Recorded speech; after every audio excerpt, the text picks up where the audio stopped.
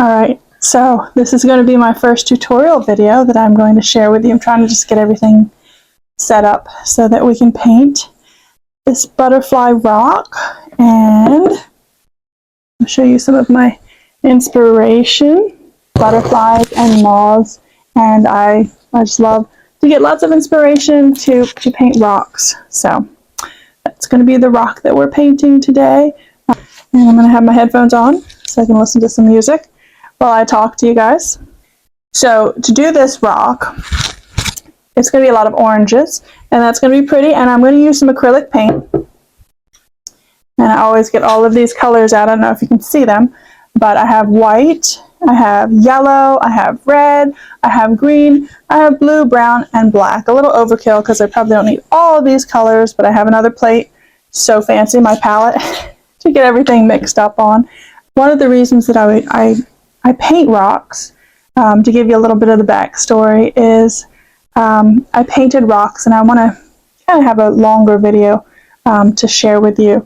But my daughter, I had a daughter who passed away in 2005, and so for her 16th birthday, I decided that I was going to go on a hike with some friends, and it was actually on her birthday, so I wanted to paint 16 rocks.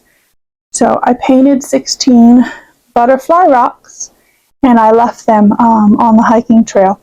And so there's a bigger story behind that, but needless to say, this one says at 18 because some friends from Norfolk Rocks, they painted some rocks for me, 18 rocks in fact.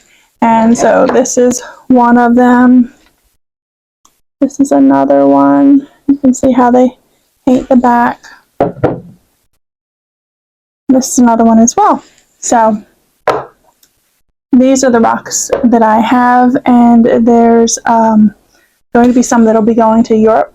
There have been a lot of different countries, and I'll share that in another video. But anyway, let me get started on this rock. So the first thing that I did though is I took my rock and I painted both sides of it with blue, because I feel like blue really helps out. It makes you think of the sky. And I usually try to paint on one side, and I can wait for it to dry, or I can use a hairdryer, and then I paint it on the other side, wait for it to dry, and do another coat on each side. So these are 2 coats, and usually what I like to do is, we can hold all these, I try to do them in bulk, so that I have a ton of them ready, so I don't have to do this process over and over again, and my house looks crazy with rocks all over the floor that are painted. I paint other things, and I'll share those tutorials with you. And I use acrylic paint. I use a whole variety. These ones are just simple ones that you can get at Walmart or Michael's. I also have fallen in love with these paint pens.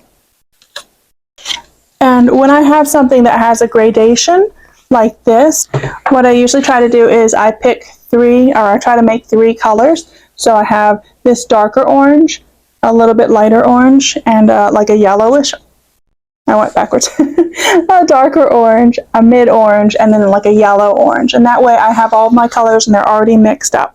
Fun thing about butterflies is they're symmetrical, and that's also a frustrating thing about butterflies. They're symmetrical, but it doesn't have to be perfect.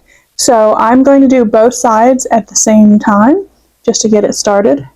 And I often have a hairdryer with me, and I might do that every so often, dry it off. The interesting thing about rocks is they're really smooth, so it's a nice surface if you like that really blended look, because you can get that really blended look. Of course, use a little water that can blend any color together. Now, one thing I forgot is that I usually do black on some of these parts, and my camera keeps moving. I usually do black to start off, and then I put the orange on top. So I'm going to go ahead and do that and do it the other way. Now, this little brush that I have is like a pointy tipped one, a kind of angled one, and it's flat. So I use a lot of round brushes and flat brushes and fine tip brushes. I know people have suggested an eyeliner brush, which I haven't bought yet, but probably that'll be my next purchase. So And if I like it, I'll let you guys know. The fun part about rocks is they turn a little bit, so they're all kind of different shaped. Now this black looks like I need to go over it again, which is fine. Some of these fine little details you can always add with Sharpie too, or your black paint pen. So I did a weight, I did some weights this morning, and I was worried that lifting the heavy weights would be a little hard to control my pen. My fingers get a little bit tired after a heavy workout, so, but I'm going to be okay. Now the thing about rocks is there's holes, and you guys can see right there, there's little pockets, and sometimes the paint can fill it and sometimes it can't, and then that's the imperfections about rocks. And I find it fun because they're all unique. You can't make one rock look like the other. I sometimes, like when I was painting my rocks for my daughter, and I painted 16, I painted a couple that were the same ones, and they look different on different rocks. One of the tricks that I like to use is this little brush. Well, it's a bigger brush, but it's got a tiny little hair. You can see it. That helps me make those little tiny marks. And as you paint and you come across different colors, different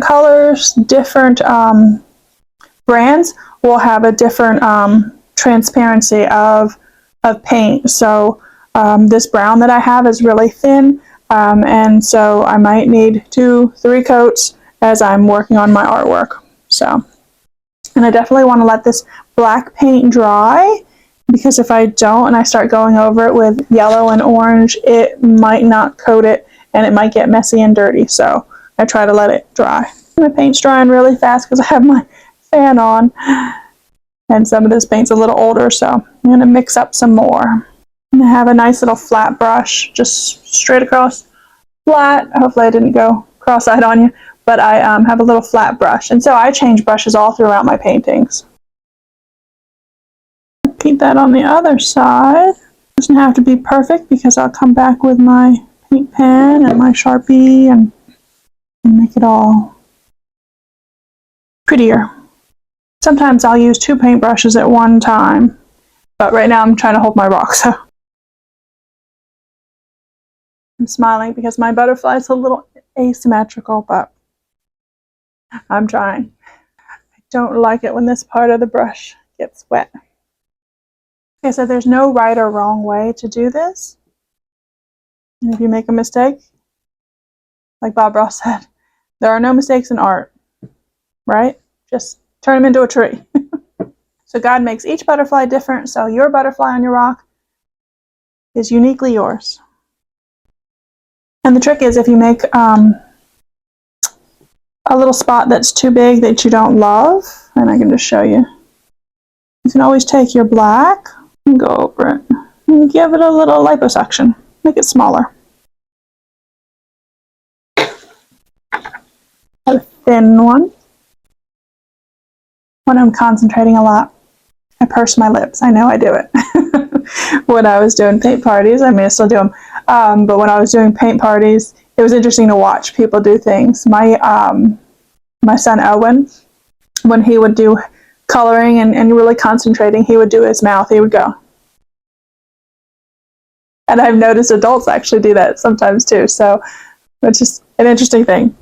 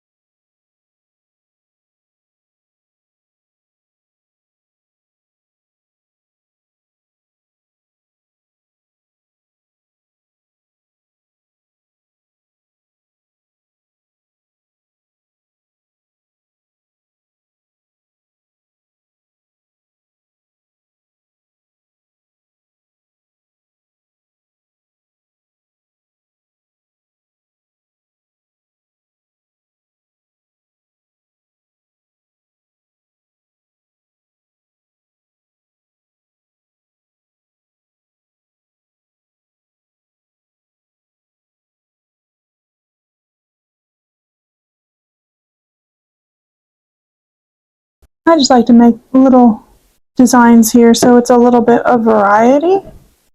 It's a little bit of a variety on the sides. And I drew these butterflies in pencil, so when it's all dry I can just erase it if I have some spots.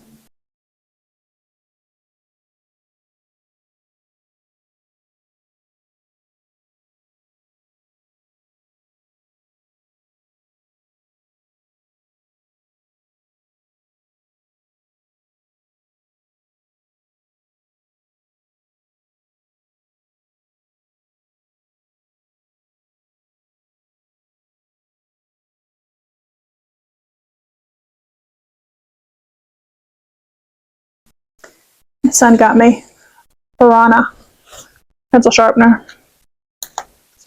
So I do that in pencil first.